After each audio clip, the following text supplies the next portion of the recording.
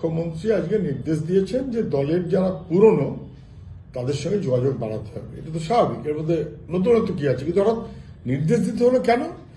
গোটা তৃণমূলের সবাই বুঝে গেছে যে যারা তৃণমূল দল তৈরি করেছিল পুরনো, তারা আজকে প্রাপ্ত, তারা আউট। এখন তৃণমূল চালায় হালামলের যত বড় তোলাবাজ তত বড় তৃণমূলের নেতা। আগে ছিল পুরনো রাজনৈতিক কর্মীরা তৃণমূল, কংগ্রেস সেখান থেকে তৃণমূল, যাই হোক রাজনৈতিক, ভালো হোক মন্দ হোক।